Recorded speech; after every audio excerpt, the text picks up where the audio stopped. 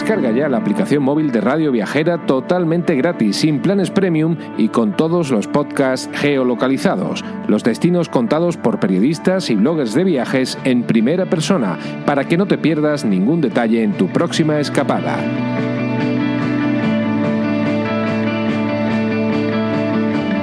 Estás escuchando De Donosti al Cielo, con Carlos Bengoa, de las redes sociales de Donosti City, en radioviajera.com.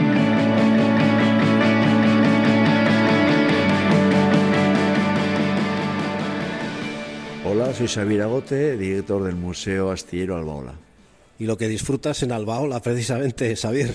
Sí, aquí estamos, pues bueno, con la misión de dar a conocer el patrimonio marítimo vasco, su historia, y para el disfrute de todos los visitantes que vienen.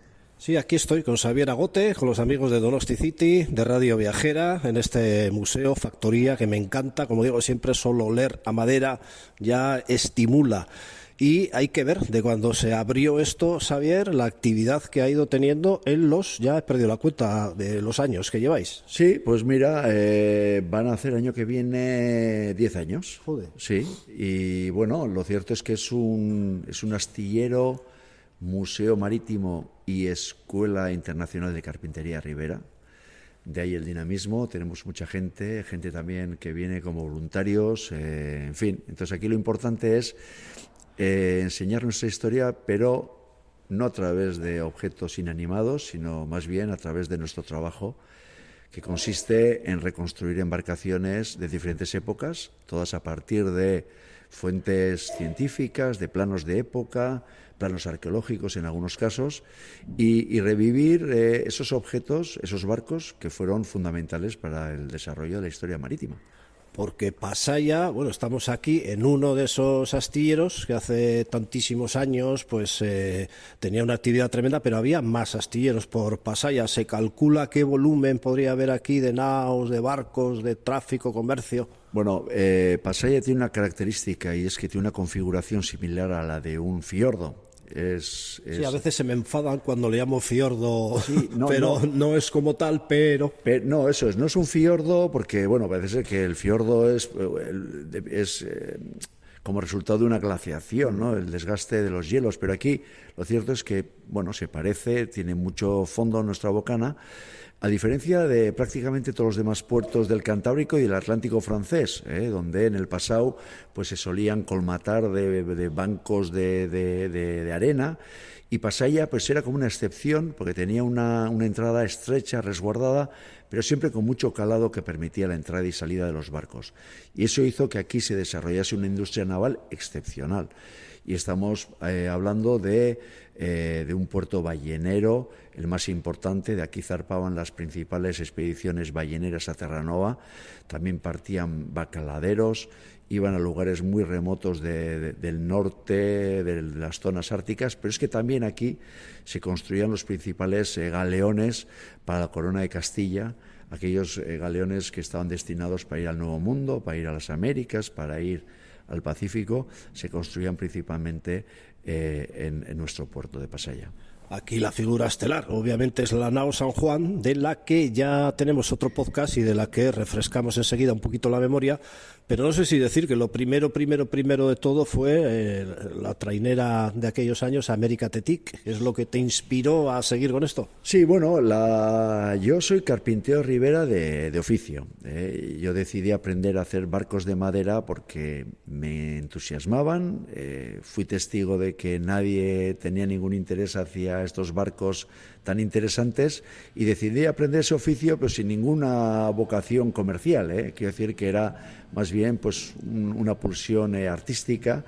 Y bueno, como aquí no podía aprender oficio, me fui a un museo marítimo en Estados Unidos, al estado de Maine, más concretamente, y allí me encontré con un entorno donde reconstruían embarcaciones de valor patrimonial, pero también era un entorno donde las embarcaciones tradicionales de madera estaban muy prestigiadas, que todo el mundo quería una, había festivales marítimos, ya estamos hablando de casi 40 años, y bueno, eso lo que hizo fue pues reforzar mis convicciones para intentar hacer algo similar aquí en la costa vasca, y eso es Albaola. Albaola nace en el año 97, alrededor de la construcción de esta trainera Meriketatik, que es una trainera de pesca vasca del siglo XIX, que me invitan a que vaya allí a una escuela parecida a la que fui yo, fruto de las relaciones que tengo allí desde hace muchos años. ¿Dónde es allí? Bueno, yo estuve en el Museo Marítimo de Maine,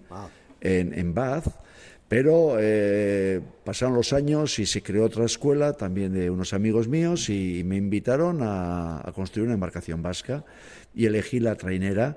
Y bueno, era una embarcación que se iba a quedar allí, pero que se me ocurrió ofrecer a la diáspora vasca para que la financiasen, porque yo no tenía el dinero para comprar la trainera. Y bueno, pues la diáspora vasca, me consta que fue la primera vez que se movilizó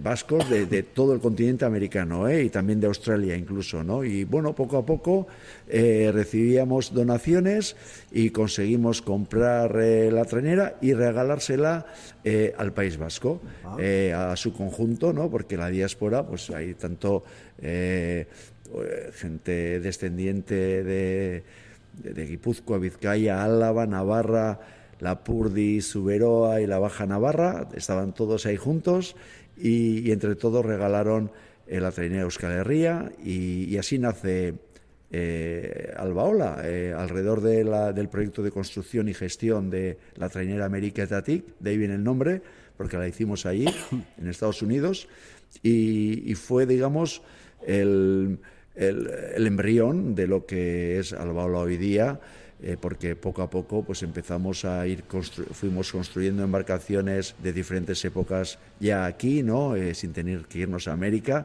Empezamos con un taller muy pequeño de la mano de la Agencia de Desarrollo Comarcal Oarsoaldea, que apostaron por nuestro proyecto como desarrollo socioeconómico de la comarca y de Pasaia también, ¿no? Desde entonces estamos arraigados aquí.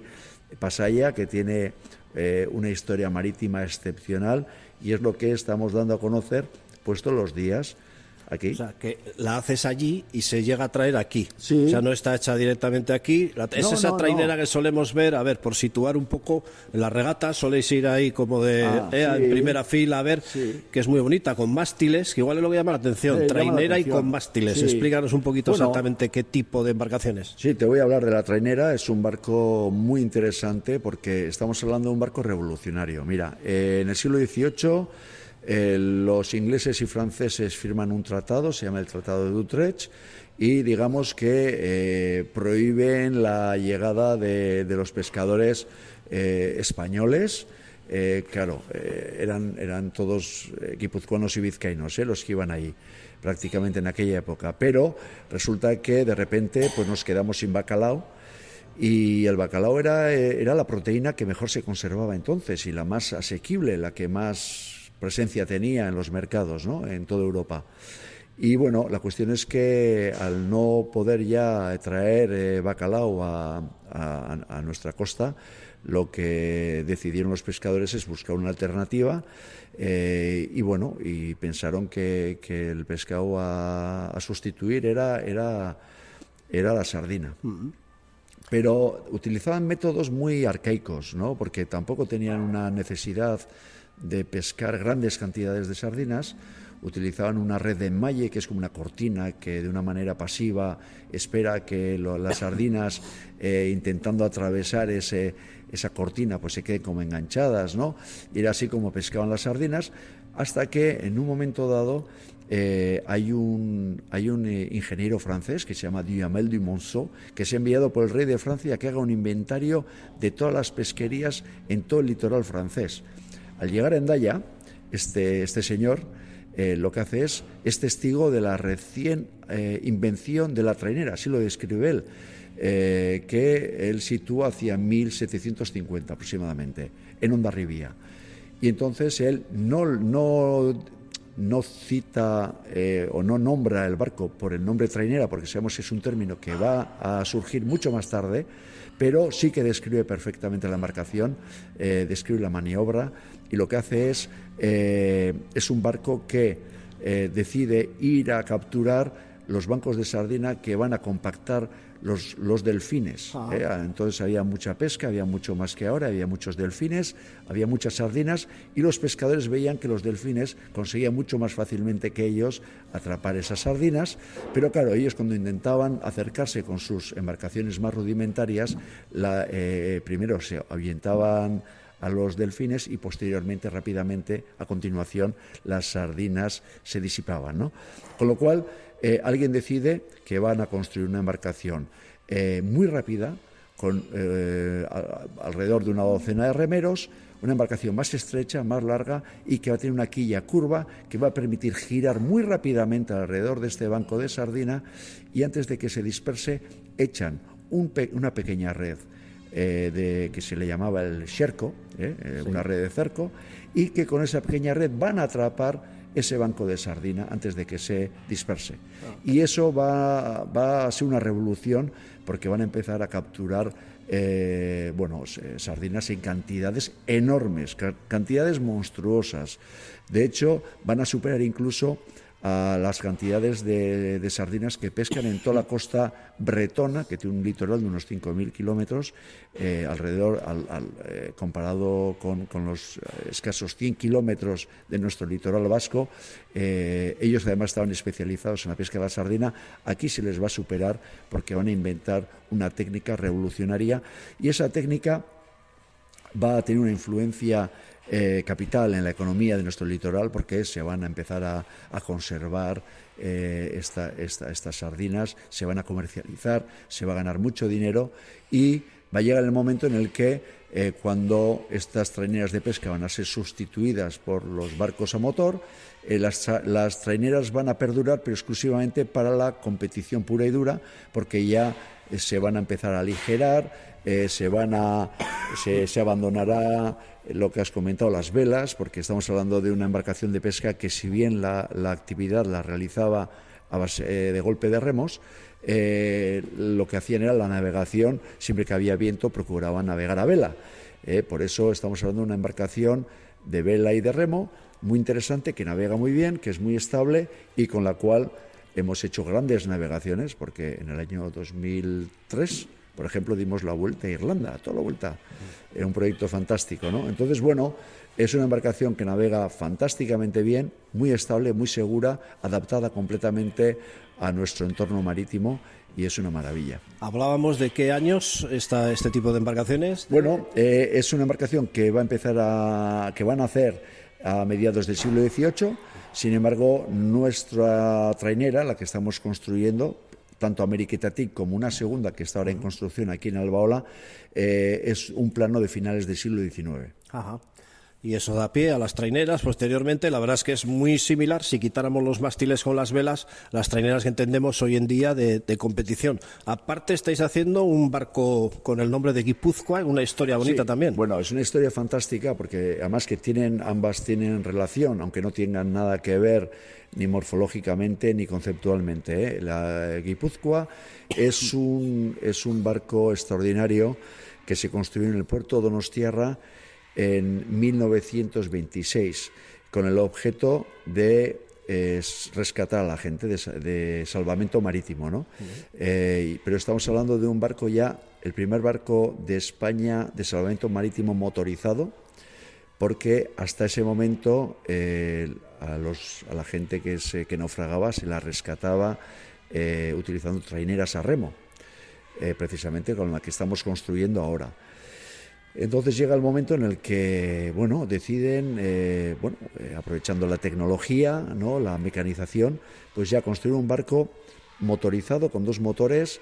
Además, las hélices están protegidas porque están insertadas en una especie de bóveda, ¿no?, una estructura muy interesante para evitar que las hélices se enganchen en las redes que siempre que se hunde un barco de pesca, pues las redes están a flote, las redes, las cuerdas, etcétera, etcétera. Y además estamos hablando de un barco que es insumergible, porque todo su interior estaba lleno de corcho, para evitar que el barco se hundiese con su propio peso, y también es un barco que se diseñó para que fuera autoadrizable, es decir, si una ola le volcaba la embarcación, esta volvía a flotar debidamente.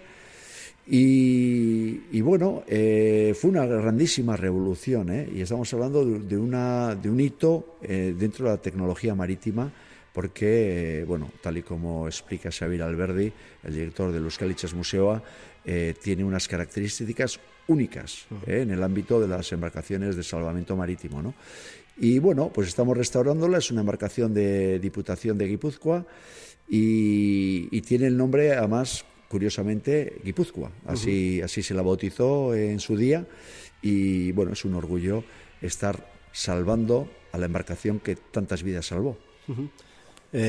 Recuerdo a Itamari, que entiendo fue anterior, no Sí. lo ubicó ahora en fechas, pero Bueno, fue Itamari, un marino que salió a rescatar gente y murió él. sí, lo ubicaría, pues eso, a finales del siglo XIX, ahora no recuerdo. sí, ahí andaba. Sí, pero Itamari, que bueno, está debidamente homenajeado en el puerto de Donostiarra, tiene ahí un busto en el mismo muelle, y este hombre fue un hombre heroico, porque él no dudaba en adentrarse en una mar terrible, ¿no? Aquí cuando las olas azotan, pues es un mar muy intimidante, ¿no?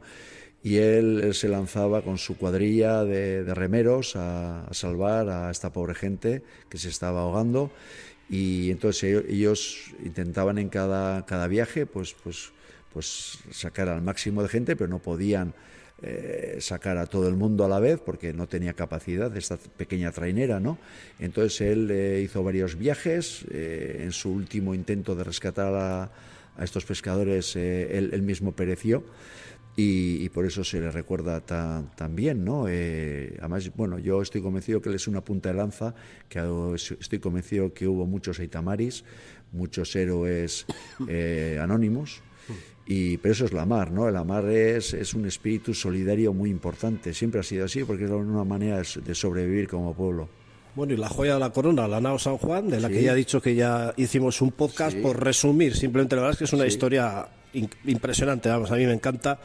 Pues no sabría por dónde empezar. Desde Selma Hasley, que en la Universidad de Oñati encontró unos planos, unos documentos que decían que aquella nao encontrada en Red Bay y que estaba hundida, perfectamente conservada por el frío que hacen esas aguas, resultó que se construyó aquí. Y os proponéis hacer una nao tal cual, con las técnicas de antaño, con la madera de la sacana y por Alsasua puede ser, bueno, el alquitrán de Eso es. Quintanar de la Sierra, bueno, ya se me va un poco la...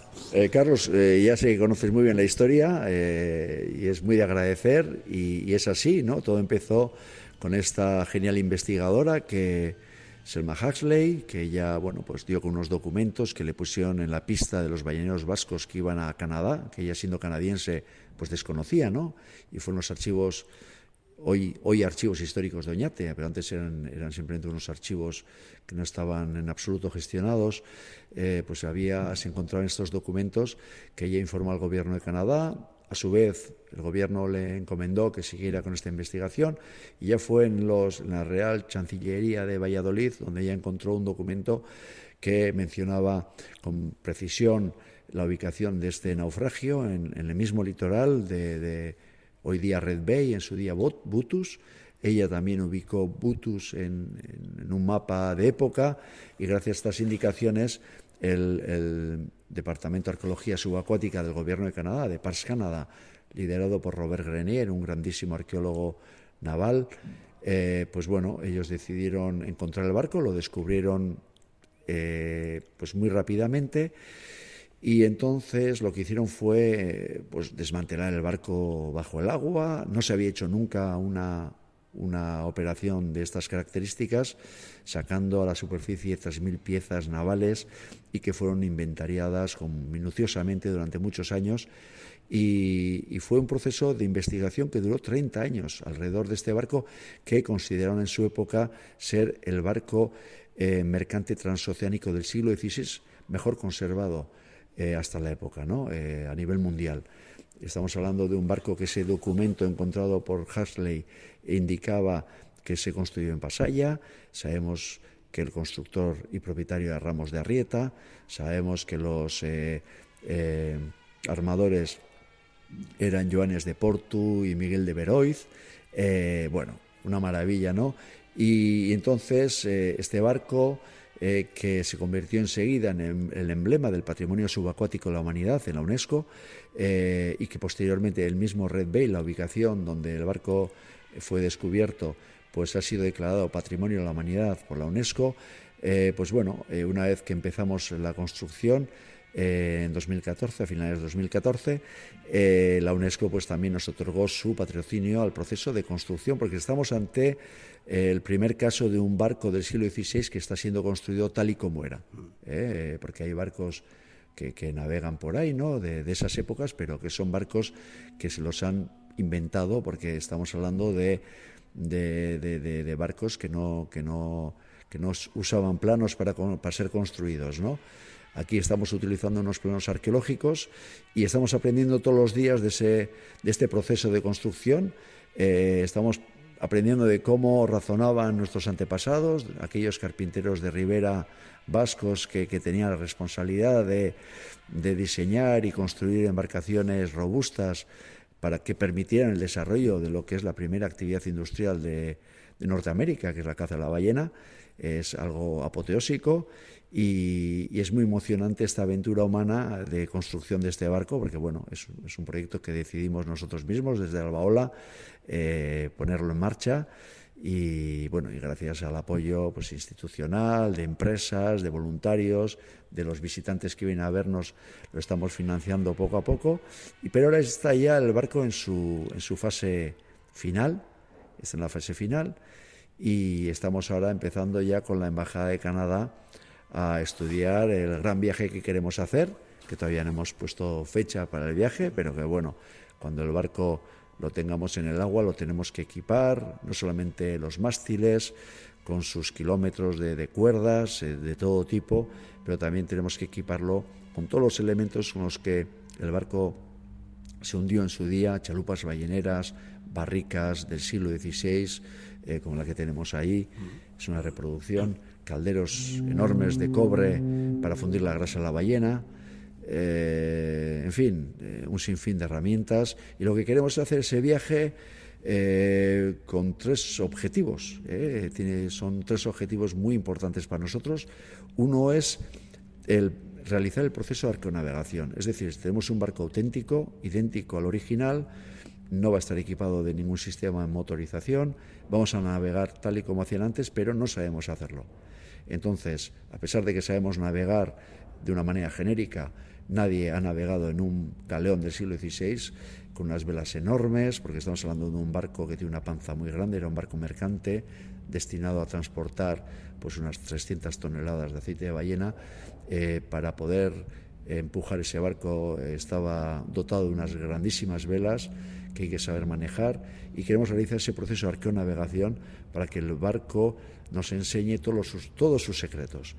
Eso lo realizaremos rumbo a Red Bay, y en Red Bay lo que queremos es realizar dos cosas. Una es celebrar ese patrimonio compartido, es decir, los canadienses ven ese barco como propio y hacen bien, porque es como un icono muy importante el inicio de su historia moderna,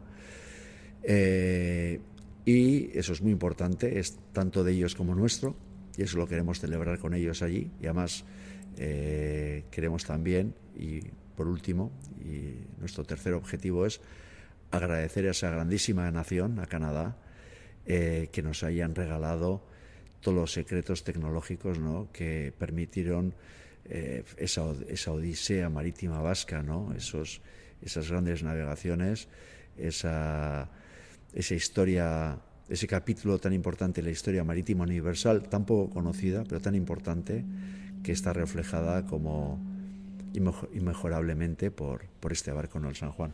Historia sorprendente, pero casi como periodista más me sorprende que en 10 años habrás contado esta historia 60.000 veces y nos haces unas respuestas, unas explicaciones de 10 minutos, lo cual es de agradecer, pero vamos a lo que voy, que se nota que no te cansa esto, ¿eh? No, porque te voy a decir, esto es todos los días, para nosotros y para mí en particular, es una celebración. Mira, yo, como te he comentado antes, decidí ser carpintero de ribera. Tenía una motivación artística, el querer hacer barcos de madera simplemente era algo atávico casi, ¿no? Era como si ya estuviera haciendo eso en otra vida, ¿no? Y en ese mismo momento en que me dirigía a aprender el oficio, en una época en la que nadie quería barcos de madera, pues di con el volumen de National Geographic, que entonces solamente publican en inglés, en el año 85, por cierto, un volumen cuya portada estaba dedicada al descubrimiento del San Juan. Y entonces esa lectura me abrió a mí un universo intelectual muy grande y entonces el interés que yo tenía hasta ese momento era propio del objeto. O sea, a mí me interesaba el barco de madera como objeto arquitectónico, como objeto estético, ¿no? Pero a partir de ese momento esa lectura me hizo entender que la historia marítima vasca es absolutamente extraordinaria y que tendría que construir este barco algún día, ¿no? Bien, previamente decidí fundar Albaola en el año 97 y bueno, llegó el momento en el que ya llegamos a un estado de madurez que nos permitió pues tomarnos en serio el inicio de la construcción del barco, y llegó el momento en que empezamos a construirlo y aquí estamos ya en la fase final y cumpliendo un sueño muy importante de uno de los barcos más icónicos del mundo, sin ningún tipo de dudas, de una época absolutamente fantástica, porque estamos hablando del Renacimiento, ¿no?, de los primeros contactos entre el nuevo y el viejo mundo, ¿no?, que como nos recuerdan desde Canadá, el icono más perfecto es el San Juan. Tiene que ser emocionantísimo verlo salir a la mar, aunque luego lo retocaréis, les ponéis las velas, tal, todavía habrá que esperar a que salga de la bocana de Pasaia rumbo a Red Bay. Bueno, ese día sí, te lo pregunté en el último podcast, que te tendrían que salir las lagrimillas. Sí. Hombre, entiendo que sí, y hasta tiene que ser bueno eso, claro. Bueno, sí, va a ser obviamente muy emocionante. A mí lo que me pasa es que cuando yo ya acabo con un proyecto ya estoy dando el primer paso hacia el siguiente, ¿no? Entonces, ese carácter obsesivo que tengo a veces me impide disfrutar un poco más de ciertos logros, pero sí, porque estoy ya mentalizado en esa navegación, o sea, tan grandioso como construir el barco es hacerlo navegar, ¿no? Entonces, para mí es como un proyecto ya global en el que ya no hago una diferencia entre una fase u otra, ¿no?